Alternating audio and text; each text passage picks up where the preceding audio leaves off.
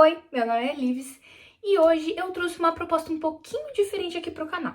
Se você acompanha meu conteúdo, você sabe que eu costumo trazer reviews de filme aqui no canal. Ou seja, eu pego um filme, narro a história dele de forma resumida e às vezes falo as minhas opiniões sobre esses filmes. Às vezes não, porque não dá tempo, mas é basicamente esse meu conteúdo. E eu tô começando a achar que esse conteúdo tá nichado demais. Aí minha diva amiga Bruna, beijo Bruna, me sugeriu uma ideia. Uma década, 10 filmes. Eu fiquei ruminando nessa ideia por um tempo, inclusive durante a semana passada. E perdão por não ter trazido o vídeo semana passada. Quem me acompanha no Instagram sabe que o meu final de semana foi meio movimentado.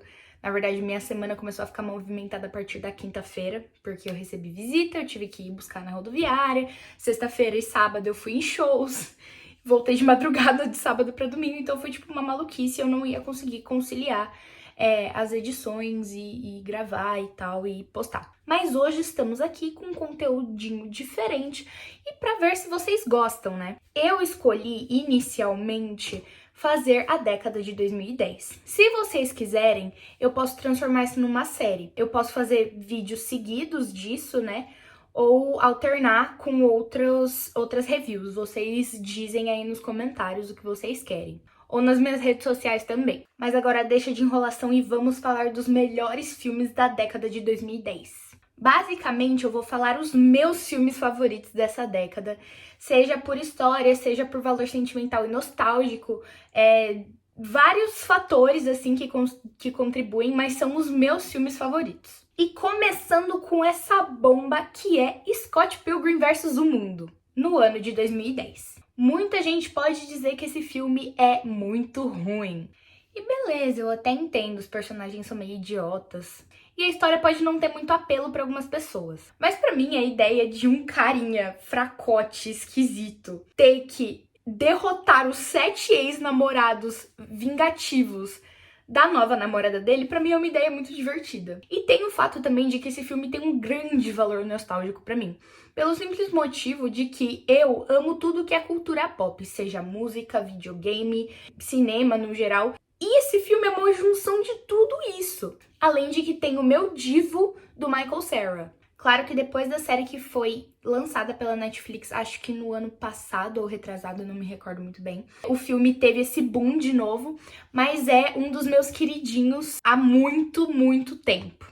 Claro que eu tenho as minhas ressalvas, tem umas coisas meio esquisitas, né? O Scott é Jack, o povo não vê nada de errado com isso, a Ramona é meio filha da puta, e eu não aguento mais ser comparada com a Ramona Flowers toda vez que eu troco de cor de cabelo.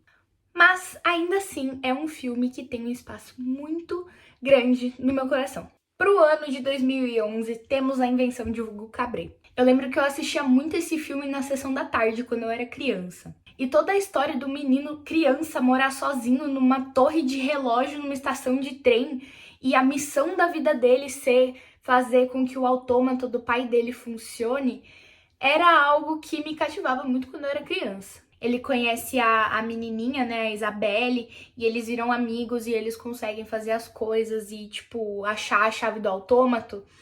E o autômato finalmente desenha uma cena do Viagem à Lua, do Méliès. E eu lembro que aquela imagem, pra mim, na época, foi um negócio que, tipo, grudou na minha cabeça. E eu acho que foi aí que começou eu me fascinar, assim, realmente por cinema. Aí, tipo, no semestre passado, né, que foi meu primeiro semestre da faculdade de cinema, que no caso estou fazendo, quando a gente tava aprendendo sobre Méliès na aula de história do cinema, eu só conseguia lembrar do filme do Hugo Cabret. E quando mais recentemente eu estava lembrando desse filme e eu descobri que ele era dirigido pelo Martin Scorsese, muita coisa começou a fazer sentido. Porque o Scorsese é um dos caras que eu mais pago pau em termos de direção. Tipo, o cara é muito bom. Então, uma junção, assim, desses vários fatores, o fato de eu gostar da história, o fato de ter me feito eu me apaixonar pelo cinema, o fato de ter atores muito bons e ter uma direção envolvente, é um filme que também eu gosto muito e é por isso que eu escolhi ele para representar o ano de 2011. Para 2013 temos As Vantagens de Ser Invisível. Eu sou suspeita pra falar porque As Vantagens de Ser Invisível, na verdade, é um dos meus livros favoritos. Então, o filme não é muito diferente. Claro que há mudanças entre o livro e o filme, mas é basicamente a mesma história e é uma história que grudou muito comigo. Pelo simples fato do Charlie ser o melhor protagonista que já existiu na história. No caso, o melhor protagonista para uma criança barra jovem adolescente deprimida. Ver o Charlie encontrando essas novas amizades, aprendendo que ele merece sim ser amado, descobrindo o que aconteceu com ele no passado e que ele tinha reprimido essas memórias, foi uma experiência maluca pra mim. Além do fato de que essa obra maravilhosa, tanto o livro quanto o filme, me apresentaram pra Rocky Horror Picture Show, que é tipo uma das melhores coisas que aconteceu na minha vida. E todos os personagens são muito envolventes. Eu acho que principalmente no livro. No filme, alguns deles parecem ser meio superficiais, assim. Mas todos eles têm algum tipo de conflito e a história não fica, tipo, chata. Toda a storyline do Patrick, né, sobre o fato dele ser gay e tal, e ele gostar daquele moleque que não é assumido, que inclusive é o mesmo ator que faz o Young Neil em Scott Pilgrim. E não ironicamente, eu acho que quando eu realmente ouvi as palavras "nós aceitamos o amor que achamos que merecemos", eu realmente levei isso pra minha vida. E eu acho que esse filme é tipo a epítome do jovem adolescente deprimido que precisa de um escape e um descobrimento. Foi uma história que realmente me ajudou a entender certas coisas. E é por isso que eu escolhi falar desse filme. Para 2013 eu quero falar sobre uma questão de tempo. Primeiro que esse filme tem a diva da Rachel McAdams, que estará para sempre em nossos corações como Regina George. Mas eu lembro quando eu vi esse filme pela primeira vez, que eu tava na casa da minha avó, e ele passou na sessão da tarde, assim, num dia aleatório. Obviamente não era 2013, eu acho que, tipo, já tinha passado um tempo, assim, né? Porque os filmes demoram pra chegar na sessão da tarde. Mas foi um filme que, tipo, a gente tinha acabado de comer um churrascão no almoço, tá ligado? E eu vi ele e no final eu não conseguia parar de chorar. A premissa de Viagem no Tempo em si é meio tosca. E eu lembro que quando eu tava assistindo eu achei isso também. Eu realmente não gosto muito dessa ideia de viagem no tempo, mas eu acho que esse filme só mostra pra gente o quanto as nossas escolhas, sejam elas no passado, no presente ou no futuro, podem realmente alterar tudo na nossa vida. E que não importa quanto a gente tente arrumar as coisas, a gente não tem controle sobre nada. A vida é assim, e ela vai continuar sendo assim, quer a gente queira ou não. Quando o pai do protagonista fala pra ele que eles são de uma linhagem de viajantes do tempo, eu fiquei realmente desconfiada. Mas quando você vai vendo ao longo do filme a complexidade realmente desses personagens, a complexidade das relações entre eles, é realmente algo muito interessante de se consumir. E assim, eu só vi esse filme uma vez e ele criou uma impressão muito forte em mim. Mas do mesmo jeito, é realmente um filme que eu achei muito impactante e que assim que eu tava pesquisando filmes aí do ano de 2013 pra colocar nessa lista, eu achei esse, eu bati o olho e falei, eu vou falar de uma questão de tempo. Whiplash. Em 2014, simplesmente temos essa bomba. Todo cinéfilo que se preze já assistiu e gosta muito de Whiplash. Seja pela trilha sonora, pelos jogos de câmera, pelas atuações. É um filme que eu vou admitir, eu demorei muito pra assistir. Eu devo ter assistido ele pela primeira vez, tipo, acho que no ano passado. E meu Deus, como eu estava perdendo essa obra. E obra mesmo, tá? Porque é uma história sobre se pressionar aos limites do extremo e sobre como o orgulho leva a gente a fazer coisas bizarras. Eu acho que todo mundo se identifica um pouquinho com isso. Primeiro que eu já amo o Miles Teller e o J.K. Simmons. Puta que pariu! Esse homem entregou um filho de uma puta. E a atuação dele me fez odiar tanto o personagem que o filme inteiro eu ficava tipo... Morra! Morra! mas é um filme bom pra caralho. Se você nunca assistiu, recomendo que assista, principalmente se você for cinéfilo. Porque aí você vai notar essas coisas que eu falei, como trilha sonora, jogo de câmera, edição, essas coisas. E, obviamente, é um filme da hora pra quem curte música, tipo eu. Pra 2015, temos A Bruxa. Primeiríssimo lugar que eu já pago um pau absurdo, tanto pra Anya Taylor-Joy quanto pro Robert Eggers. É um filme folclórico de época, o que me interessa bastante.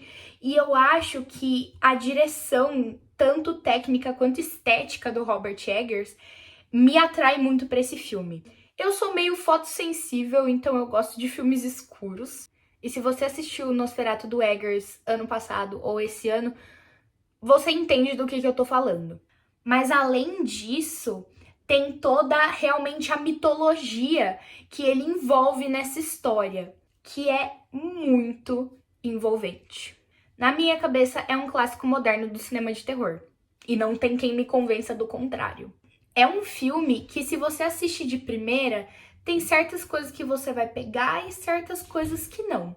E eu, como sou uma pessoa curiosa, se eu não peguei, eu vou pesquisar. E eu entrei num buraco de minhoca absurdo quando eu fui pesquisar as coisas que eu tinha visto nesse filme. Além disso, como eu já disse, é uma peça de época, então tem toda a diferença das dinâmicas sociais entre os personagens, a família, o papel da mulher na sociedade. E é um filme muito interessante, principalmente se você gosta de terror. Hoje eu tava conversando com uma amiga minha na faculdade e ela não gosta de terror, mas ela disse que ela gosta muito desse filme. Então eu acho que é um filme que pode agradar a todos. Realmente, o Robert Eggers não dá ponto sem nó. Ele escreve um roteiro extremamente detalhado e faz uma direção maravilhosa. O cara é, tipo, meticulosíssimo. Ele e o Ari Aster são os caras mais intencionais dos últimos anos do cinema e eu acho os filmes dos dois geniais. Como vocês sabem, já falei de Hereditário aqui no canal, que é outro filme que eu considero um clássico moderno do terror. Mas enfim, para 2015, A Bruxa. Para 2016 temos Moonlight. Simplesmente o primeiro filme que me fez acompanhar a premiação dos Oscars. E eu juro que eu cheguei a lacrimejar quando ele ganhou o melhor filme.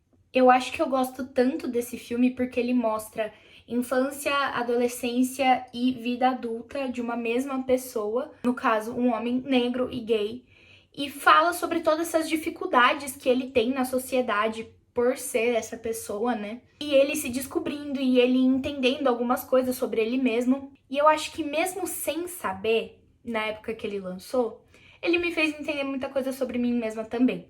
O filme realmente é uma obra de arte. E não é à toa que ele é considerado um dos melhores filmes do século XXI. Esse filme me fez chorar rios de lágrimas. Pra quem não me conhece muito bem, eu sou muito chorona. No dia a dia eu posso até ficar com cara de brava na maior parte do tempo, mas é só porque eu tô com sono. Na verdade, eu sou muito molenga.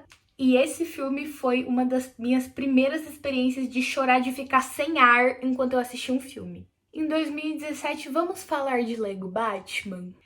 Eu não coloquei o outro filme do Lego, mas eu amo Lego. Pena que é um hobby caro, porque se não fosse, eu teria vários. Mas eu lembro que quando eu era criança, eu ganhei tipo um set de Lego da Barbie. Ai, você é menina, você vai ganhar um set de Lego da Barbie. Mas tá bom, eu ficava horas brincando com aquela desgraça daquele Lego. Eu lembro que quando saiu o primeiro filme do Lego, eu fiquei obcecada com a musiquinha dele lá e eu não parava de cantar aquilo. Mas a minha obsessão foi ainda maior por Lego Batman. Primeiro porque eu já curto essas coisas de super-herói.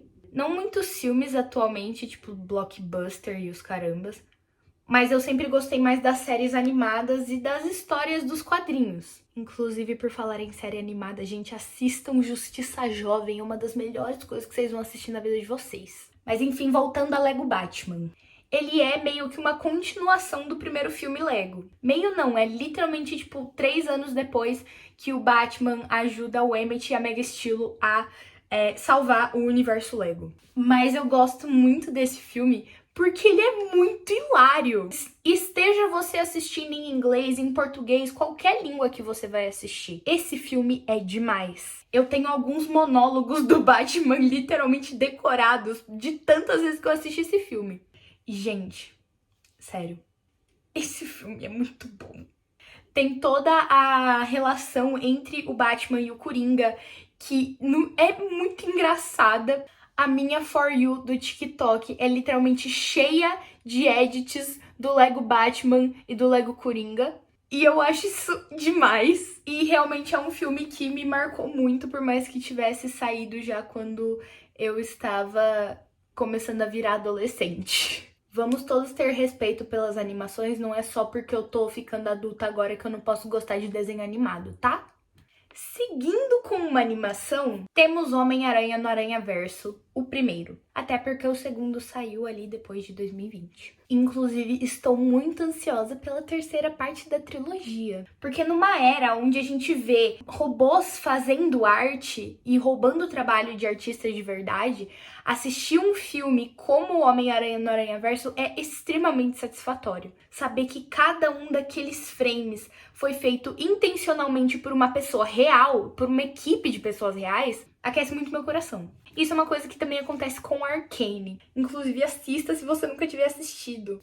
Eu, pessoalmente, tenho um certo preconceito com LoL, mas a Riot faz com que todas as mídias relacionadas a LoL sejam boas. Tipo, Arcane, o KDA, o Hearthstone, são todas coisas muito boas, menos a bosta do jogo. Mas enfim, dei uma chance pra Arcane. Mas voltamos aqui pra falar de Homem-Aranha no Aranhaverso. Eu sou suspeitíssima pra falar porque o Miles é o meu aranha favorito.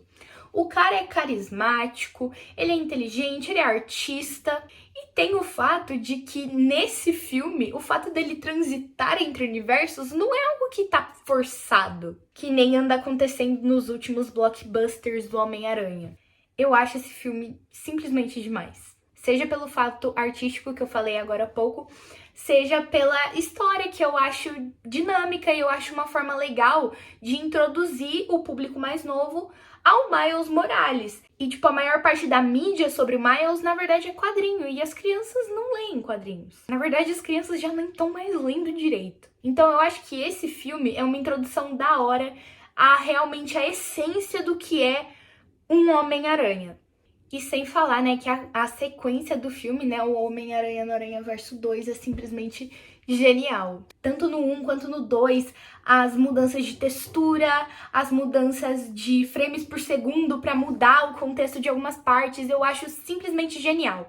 São vários pequenos detalhes que transformam isso realmente em uma obra. E é por isso que eu quis falar de outra animação aqui no vídeo. E por fim, para 2019, temos Jojo Rabbit. Além de ele mostrar pra gente a ideia de uma criança na época do Holocausto e a relação dela com o Terceiro Reich, eu acho extremamente interessante. Tipo, ele colocar o Hitler como um amigo imaginário e como, tipo, um ideal de patriotismo que deve ser seguido por essas crianças.